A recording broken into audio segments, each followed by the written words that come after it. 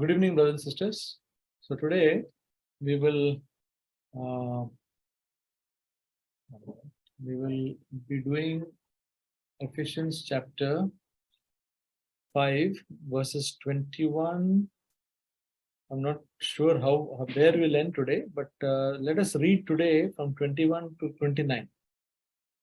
आज जो है हम इफिसियों का 5वां अध्याय और उसका 21वीं वचन से 29 वचन तक हम अध्ययन करने का प्रयास करेंगे. So this is a very, as Brother Joel said, is a very important section of the Word of God. ये एक बहुत ही महत्वपूर्ण भाग है परमेश्वर के वचन का, especially for married people. और वो ज्यादा से ज्यादा जो है विवाहित लोगों के लिए. And we find that this passage is preached in most marriages. और हर विवाह में इसका प्रचार होता है. So for me also it was a great study just to study this little more deeply by hearing sermons and seeing some commentary. और इसको मुझे भी एक बहुत ही गहरे रूप से मैं इसके बारे में अध्ययन कर पाया, क्योंकि मैं जो अलग अलग प्रचारकों का जो प्रचार है उसका भी मैंने मदद लिया और उसे भी मैंने सुना. Brothers and sisters, this is the first time I'm doing a Bible study on this section. भाइयों और बहनों, ये पहले बार मैं इस भाग का अध्ययन या प्रचार कर रहा हूँ. And I myself have got so much of understanding about this now. और मुझे भी अभी जो है इसके बारे में बहुत जो समझ मिला है.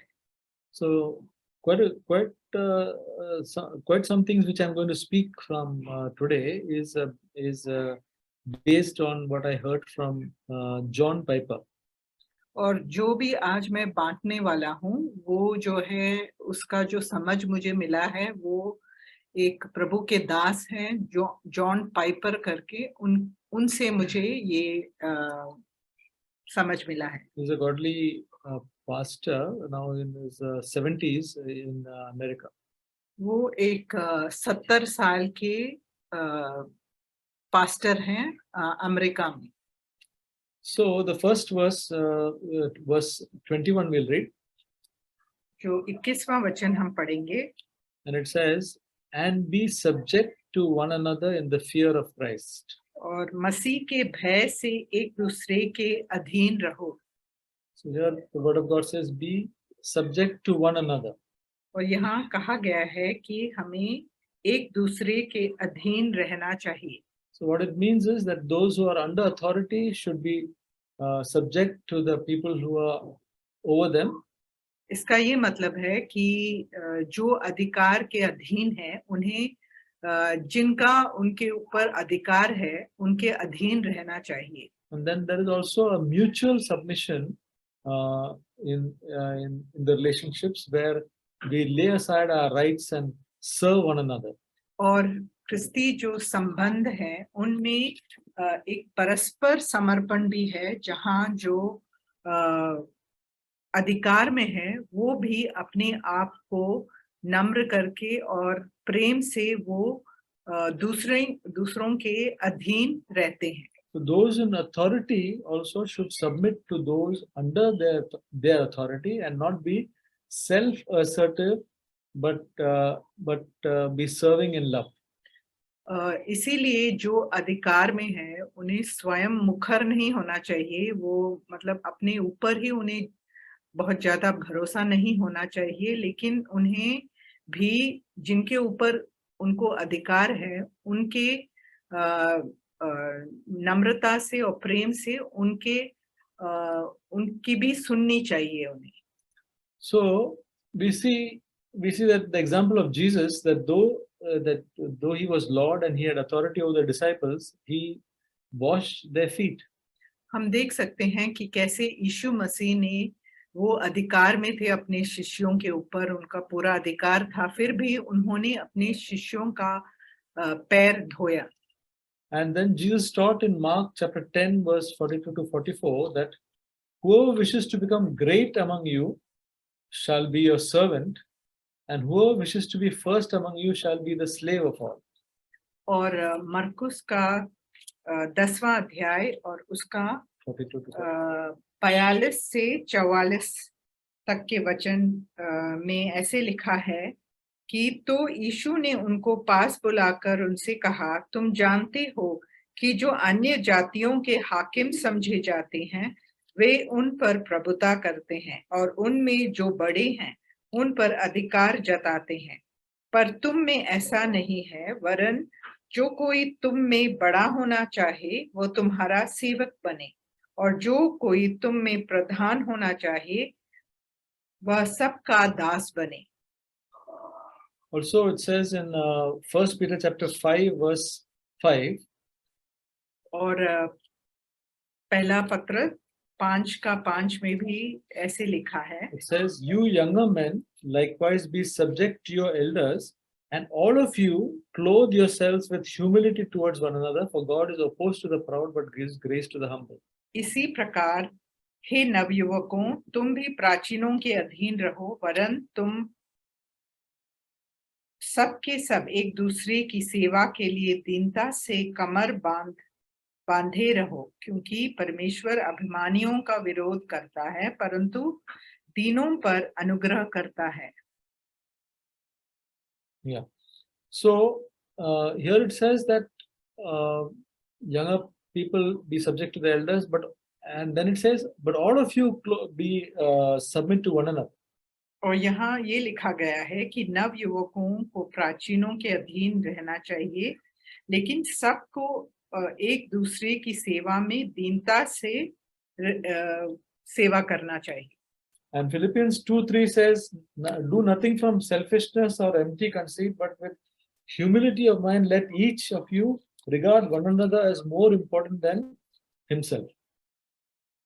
और फिलिपियों 2 अध्याय और उसका 3 वचन, विरोध या झूठी बड़ाई के लिए कुछ ना करो, पर दीनता से एक दूसरे को अपने से अच्छा समझो. So we see that in Christian life there is a though a person is in authority, but his attitude should be Christ-like. और यहाँ हम देख सकते हैं कि अगर एक मसीही जीवन में अगर कोई अधिकार में है तो उन्हें भी जो है नम्रता से यीशु मसीह के समान होना चाहिए. Now we see in Ephesians chapter 5 and 6 three sort of types of people. One is wives, be subject to your husbands.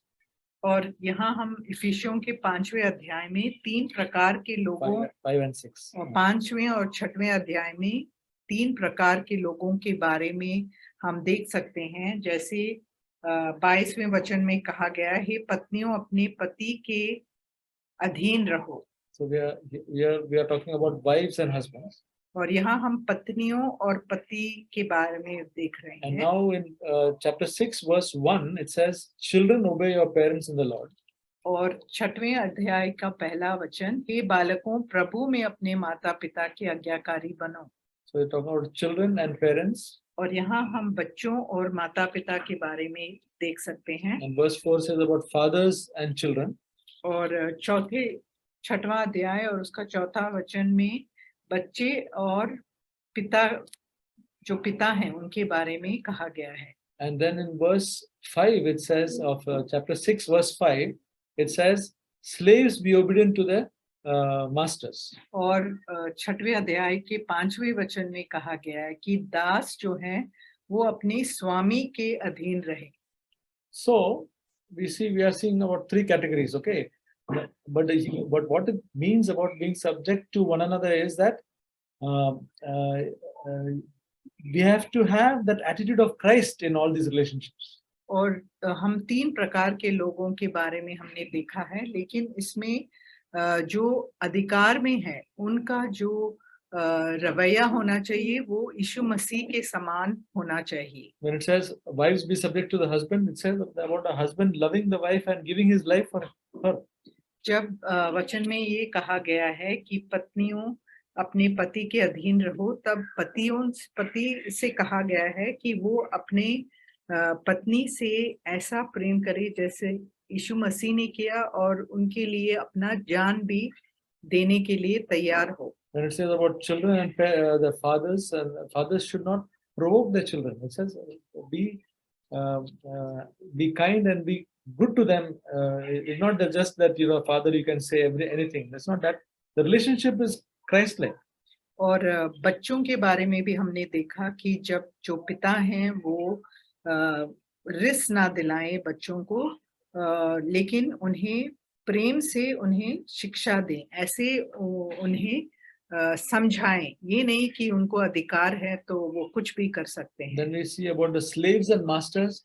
The masters should not treat them badly. He should be like Christ to them. और जो स्वामी हैं उन्हें भी अपनी दास के साथ कैसे व्यवहार करना चाहिए, ये कहा गया है कि उन्हें दया से और करुणा दिखाना चाहिए, ना कि कठोरता से उनसे व्यवहार करना चाहिए। So we see that this is called being subject to one another. तो हम समझ सकते हैं कि एक दूसरे के अधीन रहने का मतलब यही है। See, some people take this verse 21 and say that see it says be subject to one another, so now everybody has got the same role. तो कई लोग ऐसे भी कहते हैं कि इस 21वें वचन को लेकर कि एक दूसरे के अधीन रहो, इस वचन को लेकर लोग कहते हैं कि सबकी भूमिका एक जैसी है। So they say husbands and wife have got the same role. कि पति और पत्नी का एक जैसा भूमिका है। That is not correct. लेकिन वो ठीक नहीं है। See, this mutual submission or submitting one another takes, it does not cancel what is written in 22 to 33. और जो एक दूसरे के अधीन रहने के बारे में लिखा गया कि परस्पर हम समर्पण करें, लेकिन ये जो है 21 से जो 33 22 to 30. 22 से जो 33 तक वचन है उसे वो Doesn't cancel. वो उसे नकारता नहीं है। So once we understand this properly, then we'll be able to obey in the right way. तो जब हम इसको अच्छी तरह समझ पाएंगे, तभी हम इसका जो है when we understand, then we'll be able to obey in the right way. हाँ, तो हम इसका जो आज्ञा भी ठीक तरह से इसका पालन कर पाएंगे। Okay, so now we are going to take a section from 22 to 24. आज जो है हम 22 से 24 तक का अध्ययन करेंगे। And this is about wives. और ये जो है पत्नियों के बारे में है। Dear brothers and sisters, I trust that this word would be a blessing to all of us. मैं समझता हूँ कि ये जो वचन है हम सब के लिए एक आशीष बनेगा। So we find that verses 22 to 24, there are 3 verses written about wives. और 22 से 24 तक हम 3 ऐसे वचनों को देख सकते हैं जो पत्नियों के लिए लागू है। And from 25 to 29, there are 5 verses for the husbands. और 25 से 29 तक 5 वचन हैं जो पति के लिए हैं। Okay, so let us see how much we can finish today, but we'll start from 22 to 24. तो 22 से 24 का हम अध्ययन करेंगे आज। So the first, we'll read the from 22 to 24 right now. Wives, be subject to your own husbands as to the Lord. For the husband, I hope all of you are having your Bibles open. मैं चाहता हूं कि आप सब जो हैं अपने Bible को खोल कर रखें अपने सामने और पढ़ें। Because this is a Bible study, unless we open the Bible and read it, don't listen this as a message. This is not a message. इसको आप सिर्फ एक प्रचार के रूप में ना सुने, क्योंकि ये एक अध्ययन है, तो हमें अपना बाइबल खोलकर उसे जो वचन है उन्हें पढ़ना भी चाहिए, because I'll be pointing out some small words in this verses. और इन वचनों में मैं कुछ ऐसे जो है चीजों को आप छोटे छोटे वचन को मैं बांटूंगा. Okay. So, verse 22 says, wives, be subject to your own husbands as to the Lord. हे पत्नियों, अपने अपने पति के ऐसे अधीन रहो जैसे प्रभु के. So, so it says, wives, be subject to your own husband as to the Lord. हे पत्नियों, अपने पति के ऐसे अधीन रहो जैसे प्रभु के. So that in English that word is there as, just like you are doing it to the Lord. तो जैसे प्रभु के का मतलब है कि जिस प्रकार आप प्रभु के अधीन रहते हो वैसे ही पति के अधीन रहो. So when a wife thinks of submitting, then just as she submits, learns to submit to the Lord, in that manner only she has to think about submitting to the husband. तो जिस प्रकार एक पत्नी जो है यीशु मसीह के अधीन में रहती है, वैसे ही उसे अपने पति के भी अधीन रहना चाहिए. So all wives who are believers in Christ, how we have a, what do you say, we are submitting to the Lord. We are in submission, we are in devotion, we are submission to the Lord. जिस प्रकार हम यीशु मसीह के अधीन रहते हैं, that way the Bible says, it says that way we have to be subject to our husbands. उसी प्रकार हमें जो पति के अधीन भी रहना चाहिए. So it is showing one sort of example or a model. और ये एक जो है उदाहरण जैसे दिखा रहा है. Because sometimes you'll think, what to submit, how to submit. Here the Bible itself, Bible is showing, the Holy Spirit is showing us one model how to submit. और हमें एक उपमा के रूप में वो बता रहे हैं कैसे हमें अधीन रहना चाहिए. Okay, so that is the first thing. Second, then verse 23 says, for, now he's telling the reason for it. अभी वो कारण बता रहे हैं. For the husband is the head of the wife, as Christ also is head of the church, he himself being the savior of the body. क्योंकि पति पत्नी का सिर है, जैसे कि मसीह कलीसिया का सिर है और स्वयं ही देह का उद्धार करता है.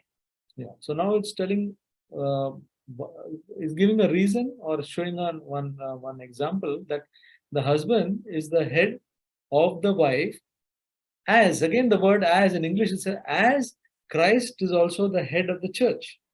और यहाँ भी ये ही कहा गया है कि क्योंकि पति पत्नी का सिर है जैसे, तो इस वचन पर जोर दिया गया है जैसे कि मसीह कलीसिया का सिर है. Then we go to verse 24. और फिर हम 24वां वचन पढ़ेंगे. It says, now, but as the church is subject to Christ, so also wives ought to be to their husbands in everything. पर जैसे कलीसिया मसीह के अधीन है, वैसे ही पत्नियां भी हर बात में अपने अपने पति के अधीन रहें. So now, Word of God is giving us one more example. और अभी जो है एक और उदाहरण वचन में से हमें मिल रहा है. One more model. एक और उपमा. That model is, as the church. Now we are the church, and we are subject to Christ. और वो है कलीसिया, जो जैसे कलीसिया मसीह के अधीन है. Okay, so we are all as a church subject to Christ. हम सब जो कलीसिया हैं, हम मसीह के अधीन हैं. It says in the same way the wives ought to be to their husbands in everything. तो वैसे ही पत्नियां भी हर बात में पति के अधीन रहें. So it is interesting because even for the husbands, such two models are there. तो इसी प्रकार पति के लिए भी दो उपमाएं दी गई है. So we'll see this. We'll just repeat these two models again. हम फिर से उसे दोहराएंगे. First is that the wives be subject to their husbands as they are subjecting to the Lord. In the same manner, they that is the model for them to submit to the husband. जैसे पत्नी पति के ऐसे अधीन रहे जैसे प्रभु का. So when we think of submission, our example should be just as Lord, I'm submitting to you. The wives will say, Lord, I'm submitting to you. I submit to my husband. And so that's the way the word of God is teaching us. तो वचन ऐसे सिखाता है कि जैसे पति के अधीन ऐसे रहें जैसे हम प्रभु के अधीन हैं. So that is the first model. वो पहला उपमा है. And the second one is that just as the church is subject to Christ, so also the wife is subject to the husband in everything. और वैसे ही कलीसिया जैसे मसीह के अधीन है, वैसे ही पत्नियां भी पति के अधीन रहे. So now the thing is, suppose we want to give a very good message about how wives should submit to their husbands. अगर हम एक ऐसा प्रचार देना चाहते हैं कि कैसे पत्नियों को पति के अधीन रहना चाहिए, we cannot become better than what is written in the word of God. और जिस प्रकार वचन में लिखा गया उससे बेहतर हम कुछ भी नहीं कह सकते. We will try all our mind, to how a wife should really behave with her husband. We will try with all our mind. We'll never be able to match this one. अगर कोई भी इसके बारे में बहुत ही सुंदर तरीके से कहना चाहे, लेकिन जैसे वचन में लिखा है उससे बेहतर कोई नहीं कह सकता. That is the beauty of this, because it is written by our Creator. ये इसीलिए एक बहुत ही सुंदर बात है क्योंकि ये हमारे सृष्टिकर्ता ने लिखा है. Because God, God has modeled marriage in the way that of Jesus and his bride. और परमेश्वर ने यीशु मसीह और उनकी जो दुल्हन है, जो कलीसिया है, उन पर इस जो उपमा को बनाया है. So God has modeled it in the way Christ is going to marry his church, which is his bride. In that same manner, God has modeled marriage. और जिस प्रकार यीशु मसीह जो है अपनी जो दुल्हन है कलीसिया, उनके साथ विवाह करेंगे, वैसे ही परमेश्वर ने विवाह को रचा है. God did not model it, or even in the word of God, it is not written that how Adam related to his wife, that way we should be. और वचन में भी ऐसे नहीं लिखा है कि जैसे आदम ने अपने पत्नी से हवा से रिश्ता बनाया वैसे रिश्ता बनाए. No. Because that relation, it ended up in a curse. क्योंकि उस संबंध में हमने देखा कि एक श्राप आया. But God modeled it before he created man. He modeled it in this manner of Jesus and his bride, so that marriage should be in that manner. तो परमेश्वर ने जो विवाह है उसे अपने पुत्र यीशु मसीह का जो कलीसिया के साथ संबंध है उस उपमा में उन्होंने शादी या विवाह को रचा है. So similarly for the husband also, what is written is modeled the same way as Christ behaves towards the church. और जो पति का जो भूमिका है वो भी जिस प्रकार यीशु मसीह कलीसिया के साथ हैं वैसे ही उनका भी स्वभाव होना चाहिए. We cannot do anything better than this. और इससे बढ़कर हम और कुछ नहीं कर सकते. No man's idea can improve upon some better way. I'll show you it. There is no better way. और इससे मनुष्य के कल्पना से या उनकी चिंताओं से वो और कुछ इससे बेहतर नहीं बना सकता. So now, so we see that the example that the wife has to take is those two things. One is that just as a wife submits to the Lord, the same way the wife has to submit to the husband. और हमने वो दो उदाहरण देखे जहाँ पत्नी को पति के अधीन जैसे कलीसिया रहती है वैसे रहना चाहिए. And the second one is just as the church submits to Christ, the same way the wife submits to the husband in everything. और जिस प्रकार कलीसिया मसीह के अधीन रहती है वैसे ही पत्नी को रहना चाहिए। Now, it does not mean that the husband should take the place of the Lord in the wife's life. तो लेकिन ये मतलब नहीं है कि पति जो है यीशु मसीह का स्थान लें। That means the headship of the husband does not replace the lordship of Jesus Christ in the wife.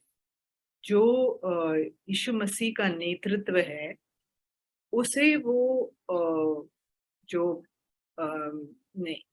पति का नेतृत्व है उसे वो वो यीशु मसीह का जो प्रभुता है वो उसे रद्द नहीं करता है। Yeah.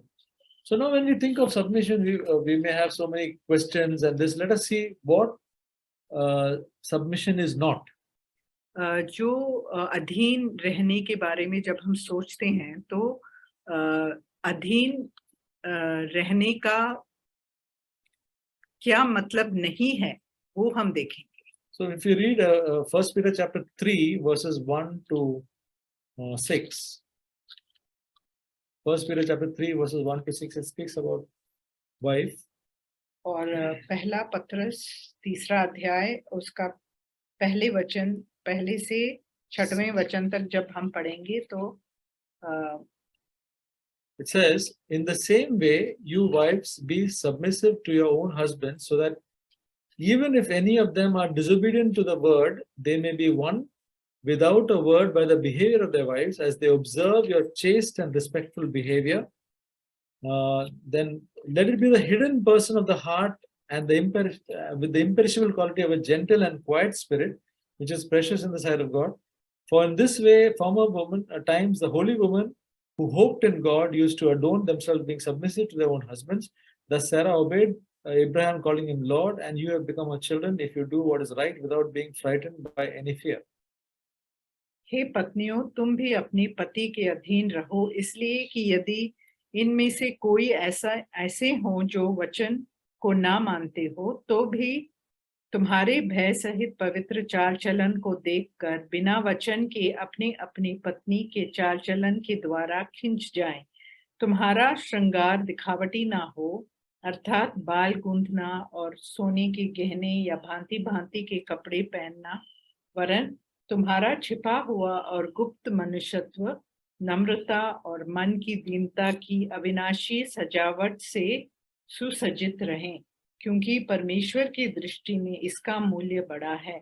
पूर्व काल में पवित्र स्त्रियां भी जो परमेश्वर पर आशा रखती थी, अपने आप को इसी रीति से संवारती और अपने अपने पति के अधीन रहती थी, जैसे सारा अब्राहम की आज्ञा में रहती और उसे स्वामी कहती थी। इसी प्रकार तुम भी यदि भलाई करो और किसी प्रकार के भय से भयभीत ना हो, तो उसकी बेटियां ठहरोगी। So here it's speaking about the wife being a believer and the husband is backslidden or is not a believer.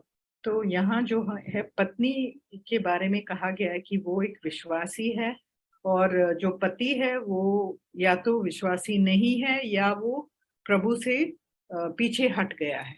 So how a wife is relating to such a person is described here.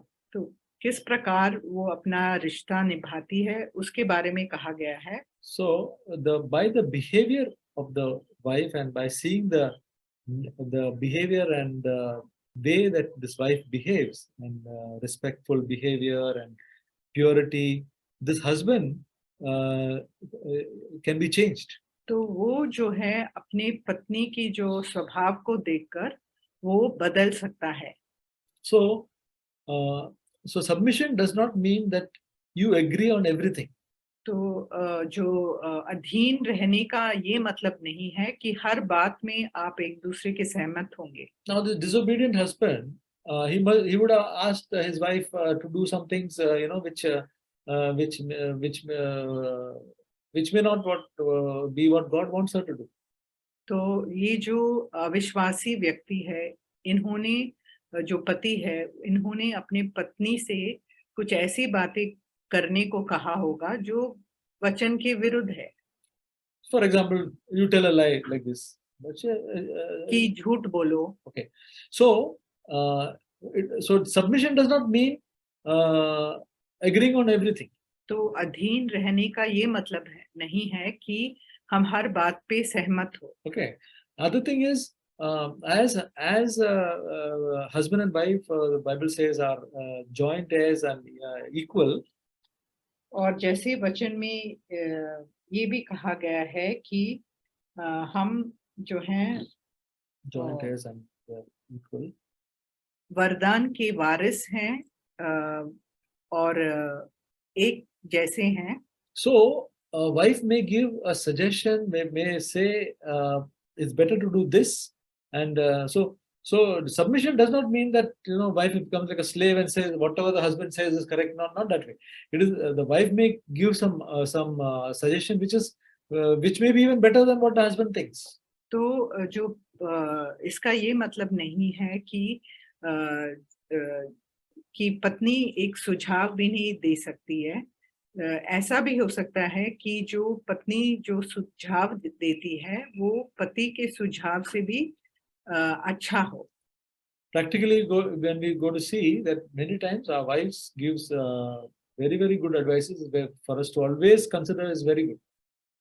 और प्रायोगिक जीवन में हम ये भी देख सकते हैं कि जो पत्नी है वो अपने पति को बहुत अच्छी तरह अच्छे सुझाव जो हमें अपनाना चाहिए ऐसे सुझाव वो देती भी है। So that is submission does not mean that whatever the husband says is right. It's not that way. You have to tell, but whenever we do anything, the way we do it is the important part.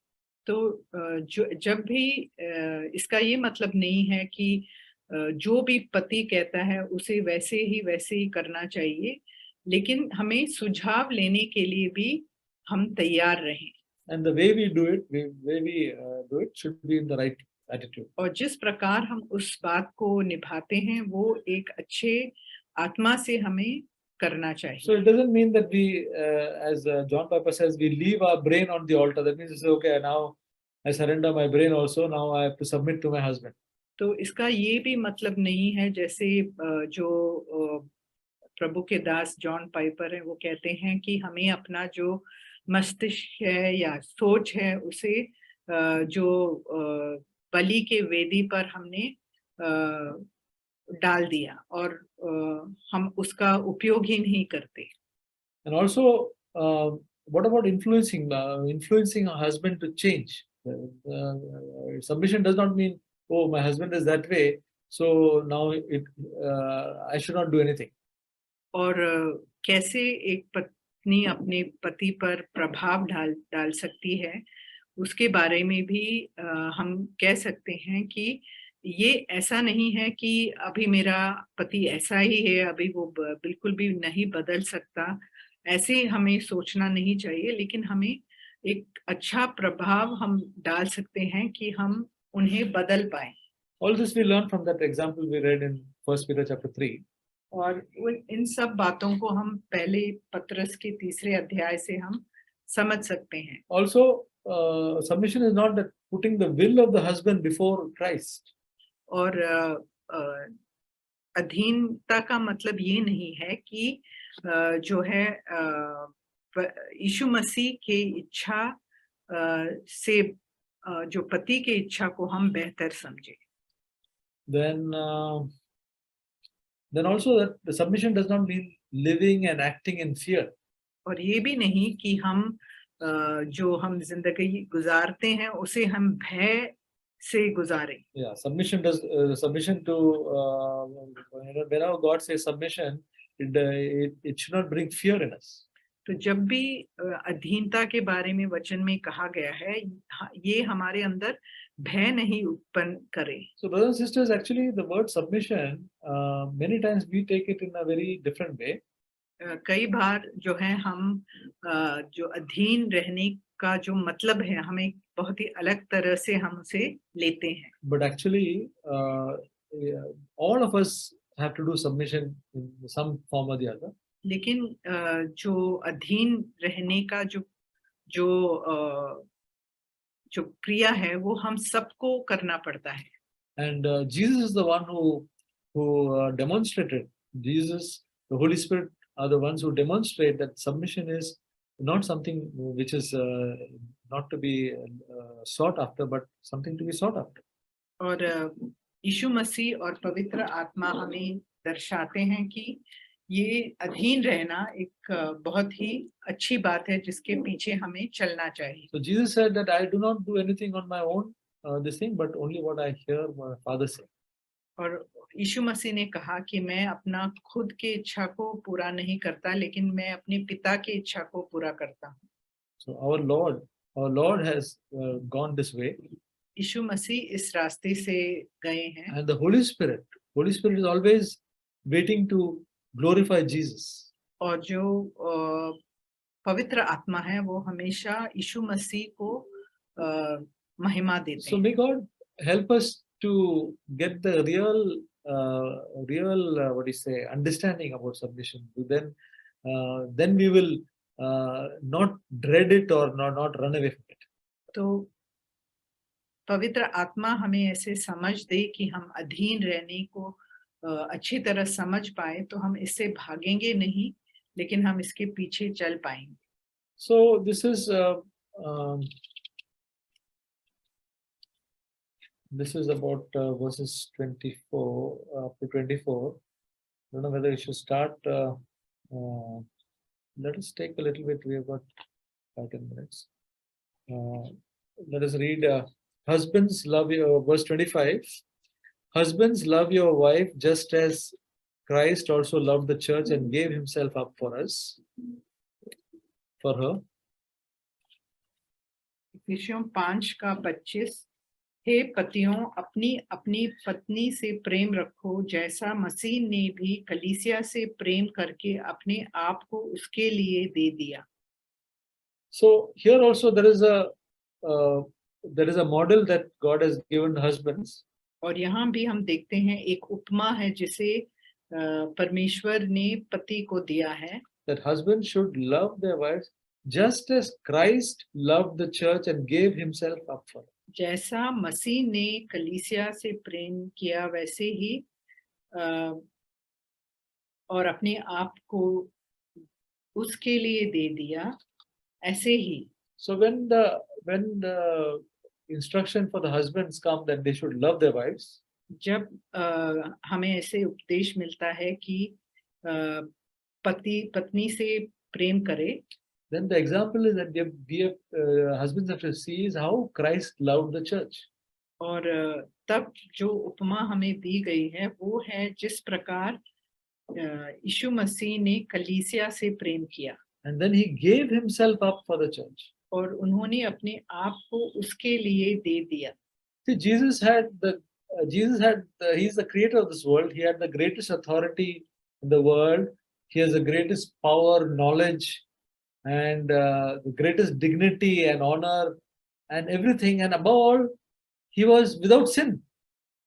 और हम देख पाते हैं कि यीशु मसीह जो सृष्टि करता है, उनका जो सबसे जो ऊंचा अधिकार उनका ही था और उन्हें जो पूरा सम्मान आदर सब प्राप्त था और dignity, honor, and then finally he had no sin. और उनमें कोई पाप नहीं था, पाप रहित थे वो। In spite of all that, being the one who created this world and with all power and authority and without any sin, he gave himself up for us. He took the suffering for our sake. और ऐसे होने पर भी यीशु मसीह ने अपने आप को वो पाप रहित थे, फिर भी उन्होंने ऐसे लोगों के लिए उन्होंने अपना जीवन दे दिया। The church was sinful, unworthy, away from God, and in spite of all that, the Bible says, while we were yet sinners, Christ died for us. और यीशु और जो कलीसिया थी वो पापी थी, वो unworthy, वो योग्य, उनमें कोई योग्यता नहीं थी sinful, और पापी थी, and he gave himself for us. और उन्होंने यीशु मसीह ने कलीसिया के लिए अपने ऐसे कलीसिया के लिए उन्होंने अपने आप को दे दिया। He did not give himself for some good people. उन्होंने कुछ अच्छे लोगों के लिए अपना जीवन नहीं दिया। We all realize that हम सब जानते हैं Jesus died for us and we were not at all worthy. हम जानते हैं कि यीशु मसीह ने अपना जान हमारे लिए दिया और हम इसके योग्य भी नहीं थे। So once we realize that, and that is the love which Jesus has shown us. और जब हम समझ जाते हैं कि इस प्रकार का प्रेम प्रभु ने हमें दिखाया, So then when the husband thinks about loving his wife, जब पति जो है अपने पत्नी से प्रेम करने के बारे में सोचता है, he has to have that picture.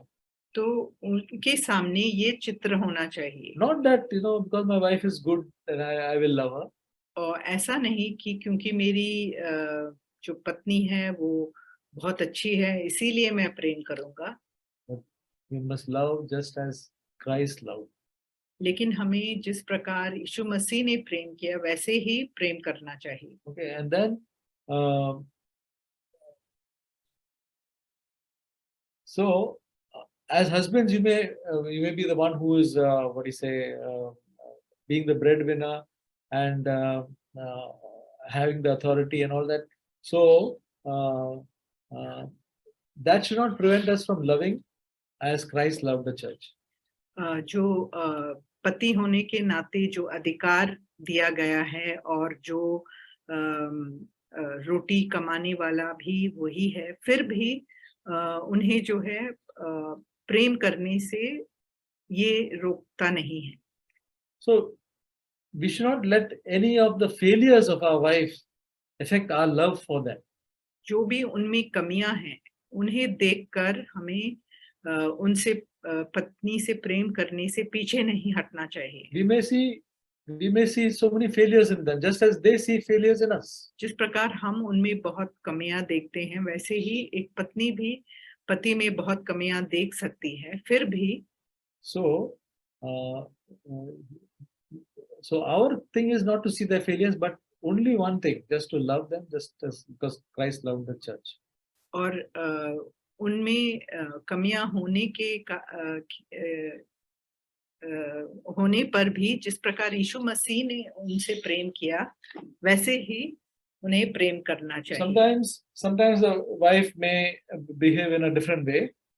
कभी ऐसे हो सकता है कि पत्नी जो है एक अलग रीति से वो अपना जो व्यवहार करे, does not provide the support that he wants. अगर जो सहायता उन्हें चाहिए वो उसे नहीं देती है, Maybe she may not allow him to touch her.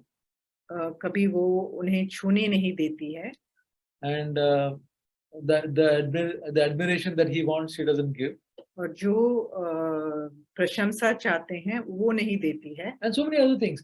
But because of these things, he does not have a right to neglect her or put her down or tell something which will insult her.